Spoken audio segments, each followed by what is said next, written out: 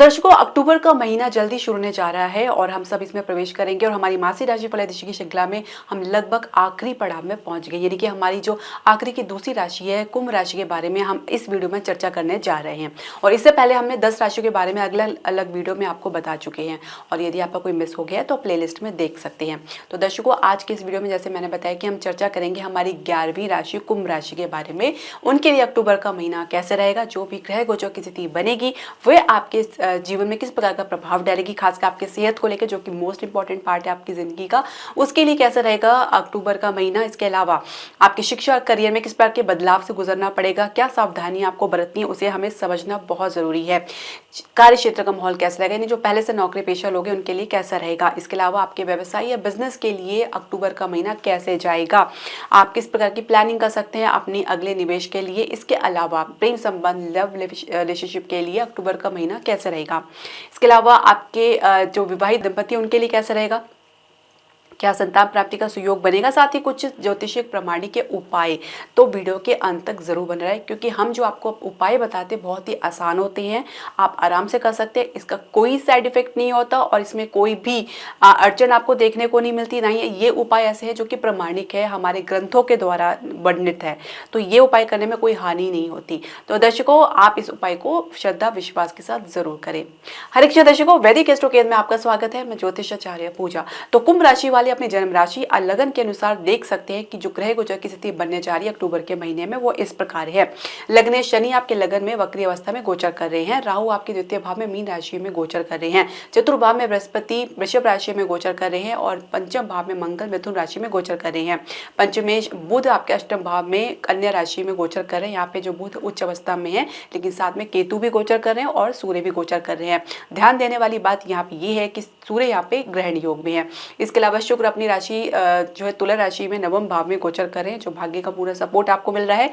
शुक्र क्योंकि कुंभ राशि और वालों के लिए और मकर राशि वालों के लिए एक स्टार प्लैनेट है, योग कारक प्लैनेट है, तो भाग्य का पूरा सपोर्ट आपको मिलेगा।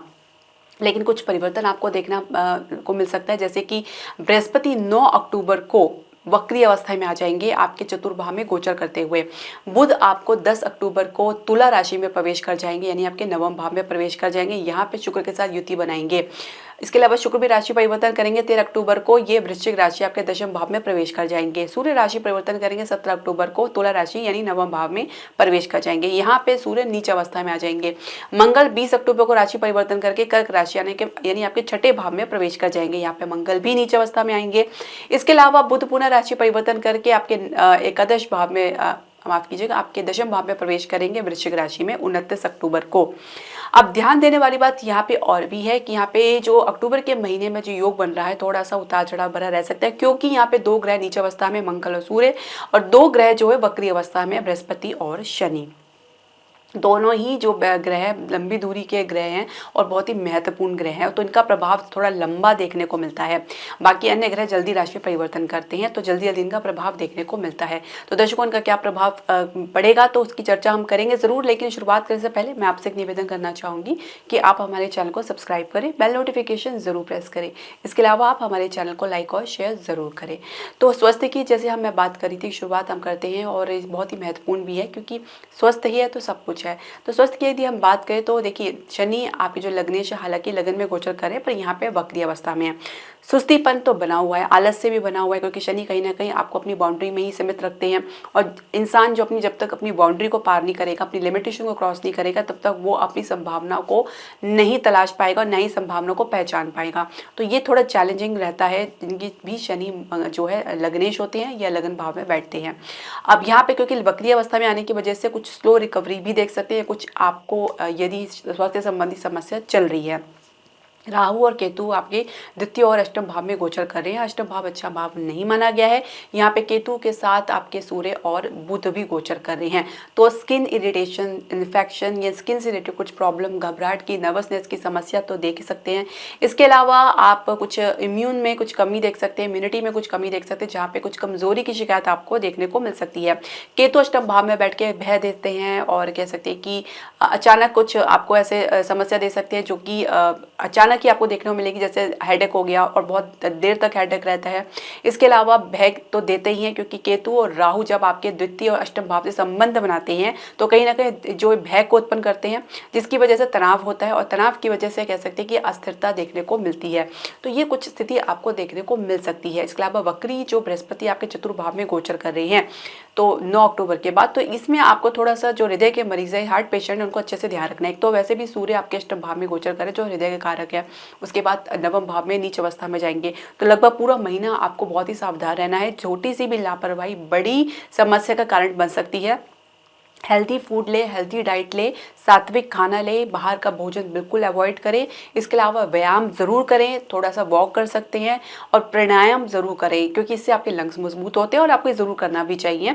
जिनको श्वास से संबंधी दिक्कत है उनको भी ये ज़रूर करना चाहिए। इसके अलावा कुछ अन्य इन्फेक्शन की समस्या भी देखने को मिल सकती है। अब मंगल आपके छठे भाव में नीच अवस्था में आएंगे तो चोट इत्यादि का भय देखा जा सकता है, रक्त विकार की समस्या देखी जा सकती है। तो कहीं ना कहीं समस्या में सुधार भी देखेंगे तो कहीं ना कहीं आप उतार भी देखेंगे। तो कुल मिला के आपको सावधानी बरतनी है। हालांकि जैसे मैंने बताया, शुक्र आपके नवम भाव में गोचर करें जो आपके भाग्य के सूचक है, भाग्य कारक है, योग कारक रहे हैं और साथ ही अपनी ही राशि में गोचर कर रहे हैं। तो शुरुआत में आपको कह सकते हैं कि अच्छा ही देखने को मिलेगा, परिस्थिति आपके अनुकूल रहेगी। आप स्वयं अपने दुश्मन बन सकते हैं अपनी लापरवाही के कारण। तो दर्शकों, अब समझते हैं शिक्षा करियर के लिए कैसा रहेगा अक्टूबर का महीना। तो देखिए, पंचम भाव में मंगल गोचर कर रहे हैं और पंचमेश अष्टम भाव में गोचर कर रहे हैं।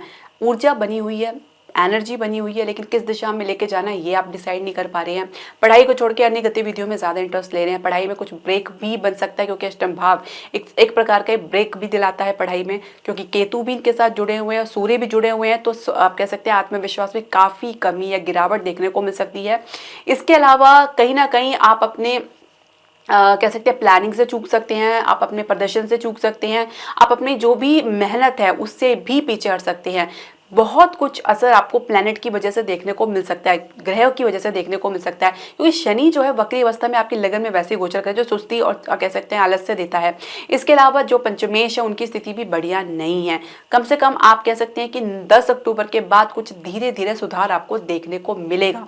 उसके बाद तक आप देखेंगे कि काफ़ी अच्छी गति आपको देखने को मिल रही है, क्योंकि जो बुध आपके नवम भाव में प्रवेश करेंगे उसके बाद दशम भाव में आएंगे, तो उसके बाद की जो स्थिति है काफ़ी बेहतर रहेगी। उससे पहले काफ़ी संघर्ष की से गुजरना पड़ सकता है। हताश निराश होने की आवश्यकता नहीं है।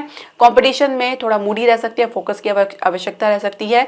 और इसके अलावा कैंपस प्लेसमेंट में शुरुआत में अच्छी सफलता आपको देखने को मिल सकती है। इसके अलावा बाद में थोड़ा संघर्ष की स्थिति इसलिए बन सकती है क्योंकि बृहस्पति जो वक्री अवस्था में आ जाएंगे। हालांकि शुक्र की दृष्टि आपकी पड़ेगी चतुर्थ भाव में, दशम भाव में जब शुक्र प्रवेश करेंगे तो कह सकते हैं कि ये अपने भाव को मजबूती देंगे। आपकी परफॉर्मेंस में कोई कमी नहीं आएगी, बस थोड़ा सा कह सकते हैं कि परिणाम मिलने में, रिजल्ट मिलने में थोड़ा सा विलंब आप देख सकते हैं। कुछ संघर्ष आपको देखने को मिलेगा, लेकिन पॉजिटिव रिस्पॉन्स आपको देखने को मिलेगा। तो ये एक अच्छी स्थिति बनती नजर आ रही है। अब करियर की शुरुआत करने जा रहे हैं, कुछ इंटर्नशिप के ऑफर मिल रहे हैं, कुछ नई प्लेसमेंट आपको मिल रही है, तो उसमें भी अच्छी शुरुआत आप देख सकते हैं। देखिए, दशमेश जो है मंगल आपके पंचम भाव में गोचर कर रहे हैं, तो आपका निर्णय सही जा सकता है। सही अवसर में सही निर्णय लेना बहुत जरूरी है। इसके अलावा जैसे ही शुक्र आपके दशम भाव में प्रवेश करेंगे तो आप देखेंगे कि संभावनाओं की जो है जो विस्तार है उसको आपको महसूस करेंगे। आपकी क्रिएटिविटी उभर कर आएगी। आप डिजाइनिंग सेक्टर में जा रहे हैं या ब्यूटी इंडस्ट्री में जाना चाहते हैं, या आप कुछ अन्य ब्यूटी इंडस्ट्री से रिलेटेड कुछ लग्जरी आइटम है उसमें जाना चाहते हैं, तो उसमें भी कुछ अच्छी संभावनाएं आपको देखने को मिलेगी।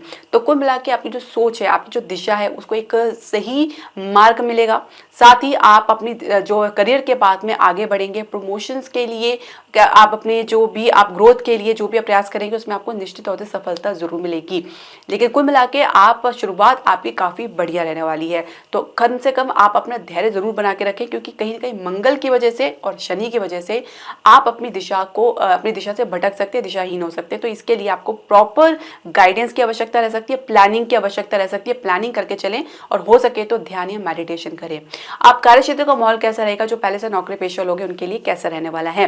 देखिए, दशमेश मंगल आपके पंचम भाव में गोचर कर रहे हैं, तो ठीक है, आपकी एनर्जी अच्छी बनी हुई है, ऊर्जा काफ़ी अच्छी बनी हुई है, निर्णय सही सही ढंग से ले रहे हैं, प्लानिंग आप सही दिशा में लेके जा रहे हैं और जो भी परामर्श दे रहे हैं वो भी सही दिशा में जा रही हैं। पर क्योंकि अभी जो ऑफिस का माहौल है, आपके कार्य क्षेत्र का माहौल है, बिल्कुल उल्टा पड़ा हुआ है। देखिए, कलीग और सहकर्मी का सपोर्ट तो चलिए ठीक है, आपको कुछ सही उनसे कुछ सलाह भी मिल सकती है, पर क्योंकि अधिकारी या बॉस है, आपके सीनियर्स है, उनके साथ संबंध में काफ़ी मनमुटाव देखा जा सकता है, मिसअंडरस्टैंडिंग बहुत हो सकती है। इसकी वजह से गलतफहमी होने की वजह से एक डिस्टेंस देखा जा सकता है, कम्युनिकेशन गैप देखा जा सकता है। आप कहना कुछ चाहेंगे और वो कुछ और समझेंगे, क्योंकि अभी आपके जो बुध की और सूर्य की अवस्था बिल्कुल भी ठीक नहीं है। हालांकि कह सकते हैं कि जब गलतफहमी है वो दूर करने का तो आप प्रयास करेंगे, उसमें सुधार आपको मध्य अक्टूबर के बाद देखने को मिलेगा। लेकिन कुल मिला के आपके आत्मविश्वास और कॉन्फिडेंट में काफ़ी कमी देखने को मिल सकती है, क्योंकि सूर्य जब ग्रहण अवस्था से बाहर निकलेंगे, नवम भाव में प्रवेश करेंगे, तो यहाँ पे नीच अवस्था में होंगे, तो कहीं ना कहीं एफर्ट बहुत ज़्यादा करना डालना पड़ सकता है, मेहनत बहुत ज़्यादा करनी पड़ सकती है। संघर्ष की स्थिति तो है ही है, क्योंकि शनि आपके लगन में गोचर कर रहे हैं, बिना संघर्ष के कोई परिणाम आपको देंगे नहीं। ऊपर से वक्री अवस्था में है तो विलंब भी साथ में लेके चले, तो धैर्य की परीक्षा आपकी होने वाली है। एक चैलेंज आपको मिलने वाला है आपके कार्य क्षेत्र में, जो आपको स्वयं से मिलेगा। आपको आसपास के लोगों से इतना भय, इतना चैलेंज नहीं जितना कि आपको स्वयं से मिलेगा, क्योंकि कहीं ना कहीं आप अधीर भी हो सकते हैं, आप अपना आपा भी खो सकते हैं, तो धैर्य बना के चलना होगा। नई नौकरी का प्रयास में गंभीरता की बहुत कमी देखी जा सकती है, चंचलतापन अधिक देखी जा सकती है, मूडी देखपन देखा जा सकता है, जहाँ पे आप जो स्थिति को आप हल्के में ले सकते हैं, गंभीरता से नहीं ले सकते हैं। तो इसमें थोड़ा सा आपको नज़र बनाए रखनी है। बुध की जैसी स्थिति संभलती है और जो सूर्य है ग्रहण अवस्था से बाहर निकलते फिर भी नीच अवस्था में आएंगे, तो कुछ बेहतर स्थिति आपको देखने को मिलेगी। साथ ही आत्मविश्वास को बनाए रखने के लिए आप सूर्य देव का उपाय आप जरूर करें। इसके अलावा अगर हम बात करें, आप अगर प्रमोशन के लिए, ग्रोथ के लिए प्रयास करें, तो शुरुआत काफ़ी अच्छी रहने वाली है, आपके फेवर में रहने वाली है। अब बिजनेस व्यवसाय के लिए कैसा रहेगा अक्टूबर का महीना कुंभ राशि वालों के लिए? देखिए, जो सप्तमेश है, सूर्य अभी अष्टम भाव में केतु के साथ गोचर करें, तो नए निवेश के लिए तो फिलहाल भूल जाएं। कुछ भी ऐसा निर्णय ना लें जो आपके बिजनेस को डैमेज करे, नुकसान पहुंचाए, आपको समस्या में डाले। कहीं ना कहीं सरकारी क्षेत्र से अवरोध या लीगल समस्या भी बनी रह सकती है। कुछ निर्णय आपके गलत साबित हो सकते हैं, जिसकी वजह से आपको नुकसान उठाना पड़ सकता है। आप लाभ के लिए कुछ प्रयास करें तो उसमें भी आपकी जो गति काफ़ी स्लो देखने को मिल सकती है। जैसे ही एकादश के स्वामी वक्री अवस्था में आएंगे बृहस्पति, तो कहीं ना कहीं विलंब आपको देखने को मिल सकता है, परिणाम में बहुत देरी देखने को मिल सकती है। कई बार प्रयास करने के बाद ही कुछ परिणाम आपको देखने को मिलेगा। फाइनेंशियल सेक्टर में थोड़ा सा उतार चढ़ाव देखने को मिल सकता है। इसके अलावा रियल एस्टेट में आप कह सकते हैं कि अच्छी शुरुआत होगी डेफिनेटली, उसके बाद के बीच एक गति जो है बनी रहेगी। थोड़ा सा संघर्ष देखने को मिल सकता है, क्योंकि जैसे ही बृहस्पति वक्री अवस्था में आएंगे चतुर्भाव में बैठते हुए। इसके अलावा अन्य जो व्यवसाय, घरेलू उत्पाद है, या आप ट्रांसपोर्टेशन का बिजनेस है, कंसल्टेशन का बिजनेस है, तो उसमें भी आप एक सामान्य गति देख सकते हैं। शेयर मार्केट में फिलहाल आप भी निवेश की कोई खास आपको अवसर देखने को नहीं मिल पाएगा, लेकिन फिर भी आप कुछ ल्यूक्रेटिव ऑफर यानी मन लुभावे ऑफर की तरफ कुछ आकर्षित होते नजर आ सकते हैं। बड़े निवेश की तरफ भी आप आकर्षित हो सकते हैं, कुछ रिस्क लेने की प्लानिंग कर सकते हैं, इससे आपको बचना होगा। जब तक कि आपके सप्तमेश की पोजीशन सही नहीं हो जाती, तब तक आप धैर्य बना के चले। मध्य अक्टूबर के बाद जैसे ही सूर्य जो है 17 अक्टूबर को आपके तुला राशि में प्रवेश करेंगे, हालांकि यहाँ पे सूर्य नीच अवस्था में रहेंगे, लेकिन ग्रहण अवस्था से वो बाहर निकल आएंगे। कुछ राहत आपको जरूर देखने को मिलेगी, आत्मविश्वास को एक गति जरूर मिलेगी, लेकिन फिर भी पूरी तरीके से आपको आत्मविश्वास प्राप्त करने के लिए सूर्यदेव का उपाय जरूर करना चाहिए। इसके अलावा दर्शकों, आपके फाइनेंशियल सेक्टर के लिए तो मैंने जैसे बताया कि कुछ शुरुआत काफ़ी बढ़िया रहने वाली है और आगे भी एक सामान्य आपको उसमें लेवल देखने को मिलेगा, लेकिन फिर भी कुछ अगर आप फाइनेंस के लिए अरेंजमेंट का कोशिश कर रहे हैं, प्रयास कर रहे हैं, तो थोड़ा सा विलंब आपको देखने को मिल सकता है। कुछ प्रयास आपको अधिक करने पड़ सकते हैं, यानी एफर्ट ज़्यादा डालना पड़ सकता है। इसके अलावा आप समझेंगे आपके प्रेम संबंध यानी लव रिलेशनशिप के लिए अक्टूबर का महीना कैसे रहेगा। देखिए, पंचम भाव में मंगल गोचर कर रहे हैं, पंचमेश अष्टम भाव में। बात बनती नजर नहीं आ रही है, बात बनते बनते टूट सकती है। यहाँ पे केतु कहीं ना कहीं आपके रिलेशनशिप में विघटन डाल सकते हैं। परिवार की तरफ से मिला जुला रिस्पॉन्स देखने को मिल सकता है, लेकिन जो भीतर की बात होगी वो कुछ और हो सकती है। स्थिति आपकी विपरीत रह सकती है, कुछ षड्यंत्र का शिकार भी आप हो सकते हैं, तो सावधान रहने की आवश्यकता है। पार्टनर आउट ऑफ कंट्रोल हो सकते हैं, बिना बात के झल्लाहट घबराहट उनके भीतर देखी जा सकती है और कह सकते हैं कि वो हर बात पे तीव्र प्रतिक्रिया भी दे सकते हैं, जहाँ पे आप बिल्कुल दिशाहीन महसूस कर सकते हैं। संबंध को लेकर आपके भीतर किसी प्रकार की कोई उत्साह या कह सकते हैं कि कुछ एनर्जी देखने को नहीं मिल पाएगी। भविष्य में भी कुछ खास आपको इसकी संभावनाएं समझती नजर नहीं आएंगी। तो कुल मिला के एक शांति का समय है, जब आप शांति से बैठकर अपने रिलेशनशिप को एनालाइज करें, उसका विश्लेषण करें कि कैसे कब क्या करना है, किसके साथ आपको अपने जीवन बिताना है, परिवार को किस प्रकार से कन्विंस करना है, किस परिवार के समक्ष कब इस बात को, इस मुद्दे को रखना है। तो जल्दबाजी जितना करेंगे उतना ही आपको नुकसान उठाना पड़ सकता है। बुध जैसे ही आपके नवम भाव में प्रवेश कर जाएंगे तो थोड़ा सा राहत आपको जरूर देखने को मिलेगी। उसके बाद जो समय है वो आपके फेवर में बनता चला जाएगा। इसके अलावा शुक्र जो आपके सप्तमेश सूर्य है उनका भी सही होना बहुत ज़रूरी है, क्योंकि अभी ग्रहण अवस्था में अष्टम भाव में, उसके बाद नवम भाव में आएंगे। तो विवाह के लिए चर्चा जल्दबाजी बिल्कुल ना करें। कम से कम आपको एक महीना कम से कम रुकना होगा।